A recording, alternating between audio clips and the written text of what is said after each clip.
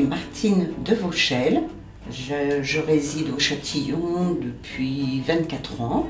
Je suis née à Paris le 31 octobre 1950.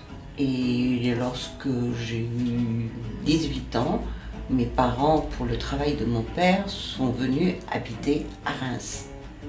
Je suis arrivée le 23 janvier 1995, avenue Cook. Et je connaissais personne déjà, donc c'était déjà très difficile. Il y avait déjà plus de commerçants ouverts. Autour, là, il y avait, je me rappelle, il y avait un marchand de légumes. À la place de l'opticien, il y avait un marchand de légumes. Et le samedi, il avait des légumes et des fruits, mais vraiment superbes.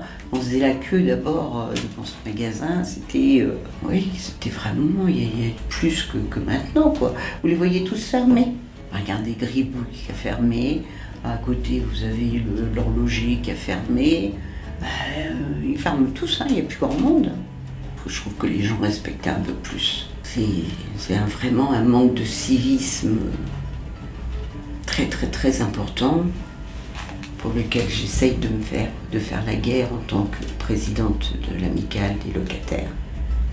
Parce que quand vous voyez les gens qui balancent leurs cigarettes, l'autre jour j'attendais une amie, j'ai dit que c'est que je reçois une cigarette sur la tête. J'ai dit non, ça va pas ça. Puis maintenant, vous dites quelque chose à quelqu'un, vous avez le droit à des insanités. Les Châtillons, c'était vraiment un quartier où on n'aimait pas trop venir. Parce que moi, du temps de mes parents, quand j'habitais au centre-ville, je ne connaissais pas les Châtillons. J'étais venue une fois au Châtillon, quand mes parents ont cherché un appartement, on leur a dit « Ah bah oui, à les Châtillons ». Et c'était avenue Cook, près de la voie ferrée. Enfin. Et là, mes parents ont dit « Ah non, on a une fille qui ne dort pas. » Et c'est vrai que j'ai un sommeil super léger. J'entends le chat parfois marcher. Alors pour entendre un chat marcher, il faut vraiment avoir une oreille.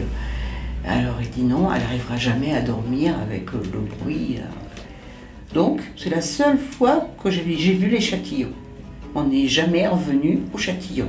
Je sais qu'on voyait parfois sous le journal, le quartier commence à s'agrandir et tout ça, mais je n'en ai vraiment aucun souvenir. Et nous, dans notre immeuble, il y avait une dame qui a dit, allez, moi, mais c'est pas possible, j'ai un mur qui mouillait, et le plafond qui commence à se mouiller. Je dis non, ça c'est pas possible. Et puis ça filtre et ça fait des poches. Voilà pourquoi on attend une isolation extérieure. Moi je préférerais des façades toutes blanches, c'est quand même plus joli. Et surtout qu'ils ne refassent pas l'immeuble qu'ils ont fait aux 2 Vasco de Gama. C'est horrible ces cages à lapins. Et qu'on nous retrouve des commerçants, qu'on redonne un peu une vie, ou un semblant de vie à notre quartier.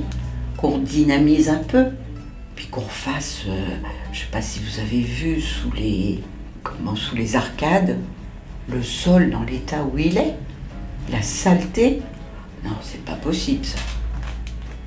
Moi j'attends vraiment la rénovation complète des Châtillons, mais il y en a pour 10 à 15 ans.